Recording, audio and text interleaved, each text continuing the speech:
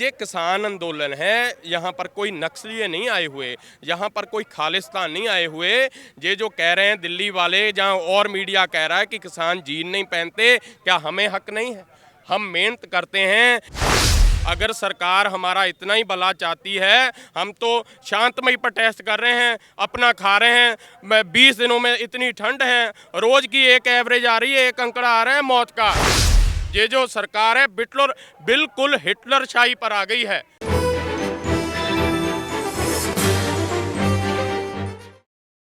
तो आप क्यों जो है अंबानी या अडानी का बायकॉट कर रहे हो और सिर्फ इन्हीं दोनों का बायकॉट क्यों कर रहे हो? देखो जी, ਜਿਹੜਾ ਅੰਬਾਨੀ ਅਡਾਨੀ ਆ, ਤੁਸੀਂ ਦੇਖਿਆ ਵੱਡੇ ਕੋਆਪਰੇਟ ਘਰਾਣੇ ਆ। ਇਹਨਾਂ ਨੇ ਪਹਿਲਾਂ ਤਾਂ ਸਾਰੇ ਬਿਜ਼ਨਸ ਦੇਖ ਲਓ। ਜਿਹੜੀ ਸਾਡੀ ਮੱਕੀ ਹੁੰਦੀ ਆ, ਜਿਹੜੇ ਇਹਨਾਂ ਦੇ ਵੱਡੇ ਵੱਡੇ ਮਾਲ ਆ, ਜਿਹੜੀ ਸਾਡੀ ਮੱਕੀ ਆ ਉਹ 600 ਰੁਪਏ ਕੁਆਂਟਲ ਤੱਕ ਖਰੀਦ ਕੇ ਇਹਨਾਂ ਦੇ ਜਦੋਂ ਅਸੀਂ ਮਾਲ 'ਚ ਜਾਂਦੇ ਆ ਨਾ, ਰਿਲਾਇੰਸ ਫਰੈਸ਼ ਜਾਈਦਾ ਜਾਂ ਕਿਸੇ ਵੀ ਇਹਨਾਂ ਦੇ ਮਾਲ 'ਚ ਜਾਈਦਾ, ਉਹ ਛੱਲੀ ਸਾਨੂੰ 80 ਰੁਪਏ ਤੱਕ ਮਿਲਦੀ ਆ ਇੱਕ ਛੱਲੀ। ਦੇਖੋ ਜਦੋਂ ਇਹਨਾਂ ਨੇ ਦੇਖਿਆ ਵੀ ਹੋਰ ਸਾਰੀ ਚੀਜ਼ ਖਤਮ ਹੋਣ ਜਾ ਰਹੀ ਆ, ਜਦੋਂ ਇਹਨਾਂ ਨੇ ਲੋਕਡਾਊਨ ਲਾਇਆ ਸੀ, ਇਹਨਾਂ ਦੇ ਸਾਰੇ ਜਿਹੜੇ ਵਪਾਰਕ ਅਦਾਰੇ ਆ ਉਹ ਘਾਟੇ 'ਚ ਗਏ ਸੀ। ਇੱਕੋ ਇੱਕ ਸੀ ਜਿਹੜਾ ਰਿਲਾਇੰਸ ਫਰੈਸ਼ ਸੀ, ਉਹਦਾ 19% ਲਗਾ ਉਹਨੇ ਜਿੱਦਾਂ बढ़ोतरी ਕੀਤੀ ਆ, ਤਾਂ ਉਸ ਚੀਜ਼ ਨੇ ਇਹਨਾਂ ਦੇ ਵਪਾਰਕ ਅਦਾਰੇ ਨੂੰ ਬਚਾਇਆ। ਤੇ ਜਦੋਂ ਇਹਨਾਂ ਨੇ ਦੇਖਿਆ ਵੀ ਸਾਡਾ ਜਿਹੜਾ ਰਿਲਾਇੰਸ ਫਰੈਸ਼ ਆ ਉਹ ਸਾਨੂੰ ਬਚਾ ਰਿਹਾ ਹੈਗਾ, ਤਾਂ ਇਹਨਾਂ ਨੇ ਫਿਰ ਸਾਡੀ ਖੇਤੀ ਤੇ ਅੱਖ ਰੱਖੀ। ਜਿਹੜੀ ਪੰਜਾਬ ਦੀ ਜ਼ਮੀਨ ਆ, ਪੰਜਾਬ ਦੀ ਇੱਕ ਇਹੋ ਜਿਹੀ ਜਰਖੇਜ਼ ਜ਼ਮੀਨ ਆ, ਗੁਰੂ ਨਾਨਕ ਸੱਚੇ ਪਾਤਸ਼ਾਹ ਨੇ ਆਪਣੇ ਆਖਰੀ ਟਾਈਮ ਦੇ ਵਿੱਚ ਉੱਥੇ ਹਲ ਵਾਹ ਕੇ ਸਾਨੂੰ ਕਿਰਤ ਕਰਨ ਦੀ, ਵੰਡ ਛਕਣ ਦੀ ਜਿਹੜੀ ਇੱਕ ਸਿੱਖਿਆ ਦਿੱਤੀ ਸੀ। ਉਹ ਜਿਹੜਾ ਜ਼ਮੀਨ ਦਾ ਟੁਕੜਾ ਆ, ਅੱਜ ਇਹ ਕੋਆਪਰੇਟ ਘਰਾਣੇ ਉੱਤੇ ਅੱਖ ਰੱਖ ਰਹੇ ਆ। ਅੱਖ ਇਸ ਹਿਸਾਬ ਨਾਲ ਰੱਖ ਰਹੇ ਆ ਕਿਉਂਕਿ ਇਹਨਾਂ ਨੇ ਜਦੋਂ ਦੇਖਿਆ ਵੀ ਜਿਹੜਾ ਅਰਬ ਕੰਟਰੀਆਂ ਆ, ਅਰਬ ਕੰਟਰੀਆਂ ਜਿਹੜਾ ਤੇਲ ਆਪਣਾ ਤੇਲ ਪੈਦਾ ਹੁੰਦਾ ਆ, ਉਹਦਾ ਜਿਹੜਾ ਲੈਵਲ ਆ ਇਹਨਾਂ ਨੂੰ 6 ਸਾਲ ਦੱਸਦਾ ਵੀ 6 ਸਾਲ ਉੱਥੋਂ ਆਇਲ ਜਿਹੜਾ ਨਿਕਲਣਾ ਹੈਗਾ ਆ। आप मुझे बताओ, जैसे आप कह रहे हो कि जो मक्की है वो 80 रुपए की मिलती है। अब जैसे हमें तो ज़्यादा जानकारी नहीं है, लेकिन ये कहते हैं ये स्वीट कॉर्न है और वो दूसरी, तो जो स्वीट कॉर्न मक्की है वो भी हमारे ही देश में उगती है, हमारी धरती पे उगती है। ਬਿਲਕੁਲ ਜੀ, ਉਹ ਪੰਜਾਬ ਦੀ ਧਰਤੀ ਤੇ ਉਗਦੀ ਆ। ਜਿਹੜੀ ਸਵੀਟ ਕਾਰਨ ਇਹ ਕਹਿੰਦੇ ਆ, ਇਹਨਾਂ ਨੇ ਵੱਡੇ ਵੱਡੇ ਪਲਾਟ ਲਗਾ ਲਏ। ਇਹਨਾਂ ਦੀ ਇੱਕ ਪੈਕਿੰਗ ਦਾ ਤਰੀਕਾ ਆ, ਇਹਨਾਂ ਦਾ ਮਾਲ ਸਾਫ ਸਫਾਈ ਵਾਲਾ, ਜਿੱਥੇ ਕਰੋੜਾਂ ਰੁਪਏ ਦਾ ਬਜਟ ਕਰਕੇ ਇਹ ਇੱਕ ਸਜਾਵਟ ਕਰਕੇ ਤਰਾਉਂਦੇ ਆ। ਉਹ ਪੈਦਾ ਤਾਂ ਕਿਸਾਨ ਖੇਤ 'ਚ ਹੀ ਕਰਦਾ, ਖੇਤ 'ਚ ਹੀ ਪੈਦਾ ਹੁੰਦੀ ਆ ਉਹੀ ਮੱਕੀ। ਜਿਹੜੀ ਫਸਲ ਅੱਜ ਪੈਸਟੀਸਾਈਡ ਹਰੇਕ ਵਰਗ ਉੱਪਰ ਜਾ ਰਿਹਾ, ਕੱਲਾ ਕਿਸਾਨ ਆ ਜਿਹੜਾ ਖੁਦਕੁਸ਼ੀਆਂ ਕਰ ਰਿਹਾ। ਦੇਖੋ ਆਲੂ ਵੀ ਪੈਦਾ ਕਿਸਾਨ ਕਰ ਰਿਹਾ, ਪਿਆਜ਼ ਵੀ ਪੈਦਾ ਕਿਸਾਨ ਕਰ ਰਿਹਾ। ਜਦੋਂ ਤਾਂ ਆਲੂ ਆਪਣੇ ਖੇਤਾਂ 'ਚੋਂ ਅਸੀਂ ਉਗਾ ਕੇ ਵੇਚਣਾ ਹੁੰਦਾ, ਉਹਦੀ ਕੀਮਤ 2 ਰੁਪਏ ਕਿਲੋ ਹੁੰਦੀ ਆ। ਅਸੀਂ ਇੱਥੇ ਤੱਕ ਮਜਬੂਰ ਹੋ ਜਾਈਦਾ, ਕਈ ਵਾਰ ਸਾਨੂੰ ਆਲੂ ਸੜਕਾਂ ਦੇ ਖਿਲਾਰਨੇ ਪੈ ਜਾਂਦੇ ਆ ਜਾਂ ਪਸ਼ੂਆਂ ਨੂੰ ਖਿਲਾਉਣੇ ਪੈ ਜਾਂਦੇ तो ਆ। आपको आलू सड़कों के ऊपर क्यों डालने पड़ते हैं? और हिंदी में भी अगर आप थोड़ा सा बोलेंगे तो शायद मुझे लगता है हमारे दिल्ली वाले को थोड़ा सा ज़्यादा समझ में आ जाएगी, क्योंकि अल्टीमेटली बहुत सारी चीज़ें हैं कि सोशल मीडिया के ऊपर लोग अलग अलग तरीके की बातें कह रहे हैं। ठीक है, वो कह रहे हैं जी किसान नहीं है, किसान आंदोलन क्यों कर रहा है, किसान कोई आंदोलन करता है, किसान कोई जीन्स पहनता है। तो यहाँ पे ये बात आती है कि जब आप कह रहे हैं कि आलू सड़कों के ऊपर फेंकनी पड़ती है, आलू जबकि अभी हमने देखा कि 55-60 रुपए किलो भी बिकी है हमारे दिल्ली शहर में, तो जब 55-60 रुपए किलो आलू यहाँ पे बिक रही है तो किसानों को कितने पैसे मिलते हैं उसके? कोई मैं आपसे हिंदी में बताता हूँ। जब ये किसान बेचता है, जब किसान बेचता है उसका आलू 2 रुपए किलो बिकता है। ये देखो, ये कोऑपरेट कराने हैं, इन्होंने हमारे पंजाब में काफ़ी बड़े 1500 लगभग 2000 एकड़ में सैलो बनाए हैं। सैलो इसलिए बनाए हैं इन्होंने कि हम जो प्याज है या आलू है या और भी गेहूं है या चावल है, उसको स्टोर करा करेंगे। स्टोर करने के बाद जब हम किसान से खरीदेंगे तो वही आलू 3 रुपए 4 रुपए या 5 रुपए तक खरीदेंगे। तो जब ये बेचेंगे कोऑपरेट कराने, तब 40 रुपए आप बता रहे हो कि दिल्ली में बिके। दिल्ली में इसलिए बिके जब चीज़ की मांग होती है। 40 नहीं, 50 से 60 रुपए तक भी। तो 50 से 60 रुपए। हमारे पंजाब में भी कई बार ऐसा होता है, प्याज 100 रुपए तक बिकता है। प्याज भी अभी 100 रुपए किलो बिक 100 रुपए। इसीलिए ये किसान आंदोलन है, यहाँ पर कोई नक्सली नहीं आए हुए, यहाँ पर कोई खालिस्तान नहीं आए हुए। ये जो कह रहे हैं दिल्ली वाले जहाँ और मीडिया कह रहा है कि किसान जीन नहीं पहनते, क्या हमें हक नहीं है?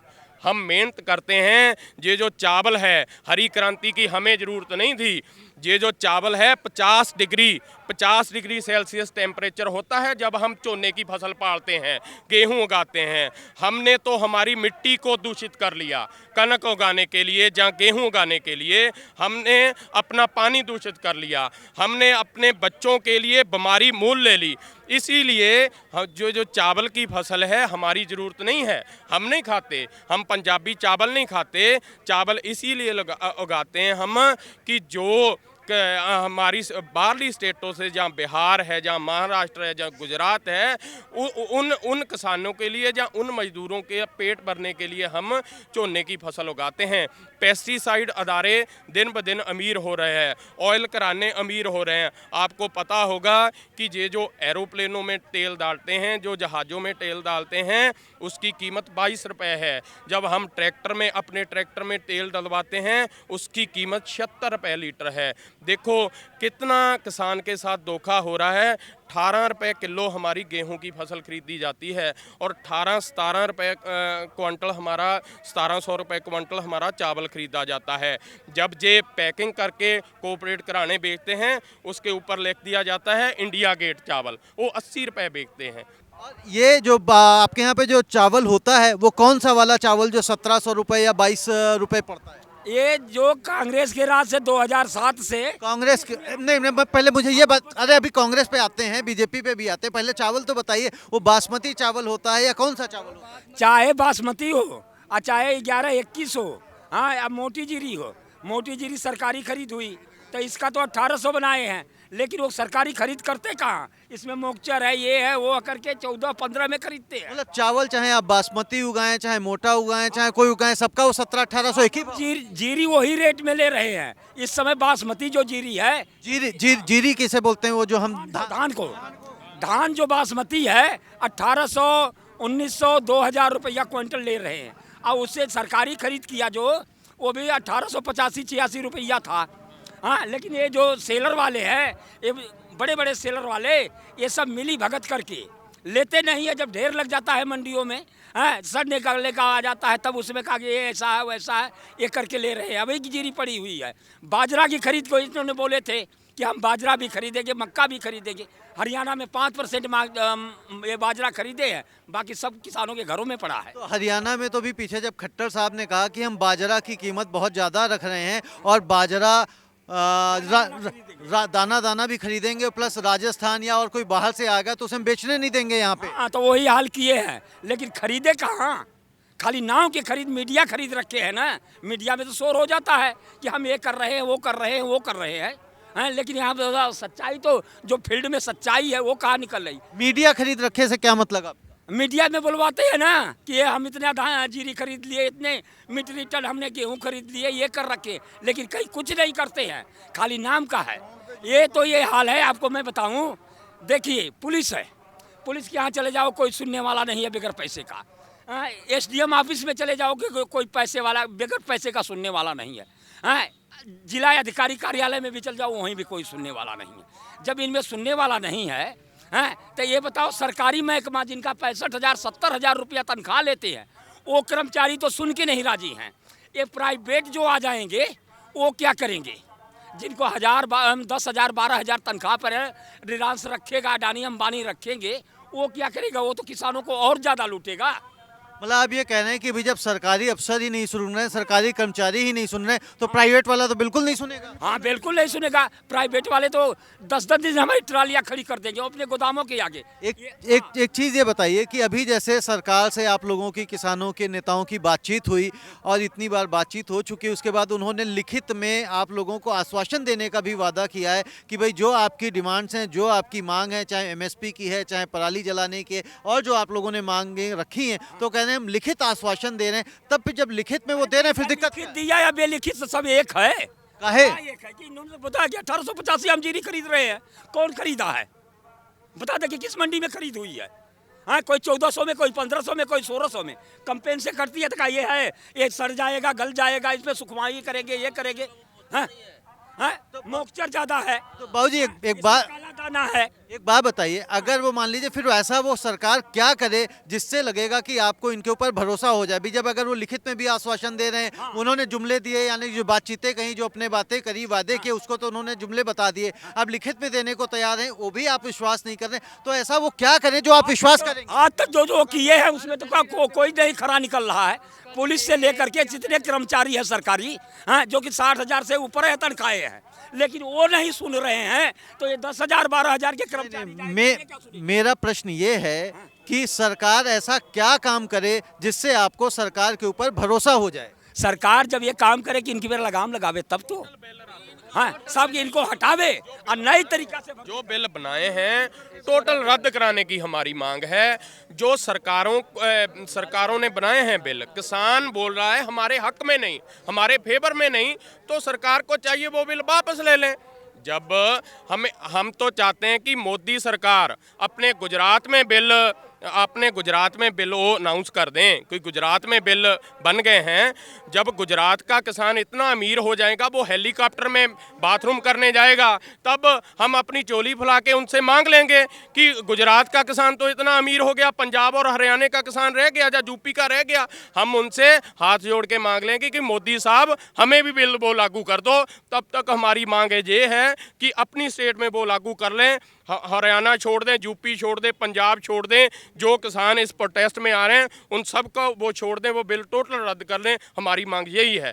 लेकिन जैसे पूरा देश हमारा भारत देश है, तो अगर कानून बनेगा तो ऐसा तो हो नहीं सकता कि एक पर्टिकुलर स्टेट में लगे और एक पर्टिकुलर स्टेट में ना लगे। देखो जी, जो हम मांग कर रहे हैं यही मांग कर रहे हैं, जो ये मीटिंग कर रहे हैं। अब किसानों जथेबंदियों को बुलाकर मीटिंग कर रहे हैं। जब इन्होंने ये कानून बनाए थे, किसानों के लिए बनाए थे कानून, तब इन्होंने कोई मीटिंग की थी? जहाँ जे नरेंद्र तोमर है, खेती बाड़ी मिनिस्टर है हमारे, इन्हों तब पूछें भी इन्होंने कोई मीटिंग की थी किसानों के साथ?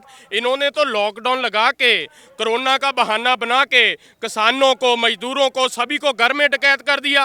किसानों को घर में ये जो ऑर्डिनेंस बनते हैं तब बनते हैं जब देश में कोई एमरजेंसी लगी हो, जहाँ कोई लड़ाई लगी हो, उस कंडीशन में ये ऑर्डिनेंस बनते हैं। बताओ, इन्होंने हमको घरों में डकैत करके जो ऑर्डिनेंस पास कर दिए। इनकी ज़रूरत नहीं थी। किसान तो पहले ही खुदकुशियों के राह में है। अगर सरकार हमारा इतना ही भला चाहती है, हम तो शांतमय प्रोटेस्ट कर रहे हैं, अपना खा रहे हैं। 20 दिनों में इतनी ठंड है, रोज़ की एक एवरेज आ रही है, एक अंकड़ा आ रहा है मौत का। पंजाब से जो लोग आ रहे हैं, जहाँ हरियाणा का लोग जो आ रहे हैं, 20 मौतें हो गई आज तक। ये सरकार अब तक गूंगी बोली होकर बैठी है, कोई बयान नहीं आ रहा। अंडानी के घर पोता होता है तो मोदी साहब पोते को लोरी सुनाने जाते हैं वहाँ पर। ये जो किसान, हमारे बूढ़े किसान देखो सड़कों पर कैसे बैठे हैं, इतनी ठंड का मौसम है, किसान की कोई गूंज नहीं सुनाई देती। ये जो सरकार है बिल्कुल हिटलर शाही पर आ गई है, तानाशाही फाशीवादी राज स्थापित किया उन्होंने। आप ये कह रहे हैं कि जो सरकार ये बिल लेके आई है, लॉकडाउन के समय पे लाई है, आप सबको हमें घर में कैद कर दिया, उसके बाद पीछे से बिल ला दिया। पीछे से बिल, बिल्कुल सही बात है। हाँ, जितने किसान यहाँ खड़े हैं सभी किसान के बेटे हैं, मजदूर के बेटे हैं। किसी की ज़मीन कम है, किसी की ज़मीन ज़्यादा भी है, सभी आके इस प्रोटेस्ट में बैठे हैं। लगभग मेरे ख्याल से 3 से 4 हज़ार ट्राली है जो पंजाब से आई है। यही अकेला बॉर्डर नहीं है, आसे पासे सारे हरियाणा से सारे हमारे भाइयों ने हमारा साथ दिया। क्या किया सरकार ने? आप कौन से गांव से आए हैं? देखो, हम जलंधर जिले से आए हैं। नूर महल के पास हमारा ऊपर खालसा गांव है, जलंधर डिस्ट्रिक्ट है। जिस गांव से आप आए हैं उस गांव में कितने लोग रहते हैं और वहीं यहाँ पे कितने लोग आए हैं? 1400 वोट है हमारे गांव की, 1400 वोट हमारे गांव की है। रोज लगभग 2 गाड़ियां आती है हमारे गांव से। किसी चीज़ की भी ज़रूरत होती है। जब हम ट्राली से निकले थे उस दिन हमारे साथ 50 से 60 लोग थे, पीछे गाड़ियों में से रोज काफिला आता है। अभी जैसे आते हैं, रोज 2 गाड़ियां आते हैं, तो कहाँ तक पीछे कितने दूर रुकते हैं, कहाँ तक पहुँच पाते हैं वो? 14 से 15 किलोमीटर ये जो लाइन लगी है, वहाँ से वो पैदल आ जाएं, ऑटो से आ जाएं, किसी न किसी तरीके हमारे पास पहुँचते हैं, डेली पहुँचते हैं। ये जो नौजवान नौजवान हमारे साथ आए हैं, ये रात को आए हैं, रात लगभग 2 बजे पहुंचे हैं यहाँ पर। डेली 1-2 गाड़ी आती है, 14 से 15 लोग आते हैं। हरियाणे वाले हमारे पास पीछे लंगर इन्होंने चलाया हुआ है, हमारे भाई है, किसी चीज़ की भी दिक्कत नहीं आने दी, किसी भी चीज़ की। हम तो घर से निकले हैं, हमारा प्रोटेस्ट हमें नहीं था मालूम भी मोदी सरकार इतना तानाशाही रवैया है कि किसानों की बिल्कुल नहीं सुनेगी। देखो पानी की 5000 लीटर का पानी का टैंक था, ट्रालियों में हम लगभग 3 से 4 महीने का राशन लेकर आए थे। पानी भी आप साथ लेके आए वहाँ से? पानी भी साथ लेकर आए थे। ये देखो ये टैंक है हमारा, 5000 लीटर पानी भी साथ लेकर आए थे। जब अब हमें पता चला कि प्रोटेस्ट लंबा हो रहा, इन्होंने हरियाणा वालों ने अब हमें ड्यूटी इनकी है, ये पानी भर के भी देते हैं। किसी चीज़ की समस्या आती है ये आके हमें ट्रालियों के पास आके पूछते हैं भी कोई चीज़ चाहिए तो नहीं। इनका लंगर भी पीछे चल रहा है। हमारा शांतमयी धरना है। यही मोदी सरकार से हम अब अभी तक भी यही बेनती करते हैं कि ये जो बिल बनाए हैं किसानों को मंजूर नहीं, बिल टोटली रद्द कर दें। हम कहीं नहीं जाएंगे, यहाँ से फतेह बुला के हरियाणा वाले किसानों का शुक्रिया करके हंसी खुशी पिंडों को वापस चले जाएं। हंसी खुशी वापस जाना है।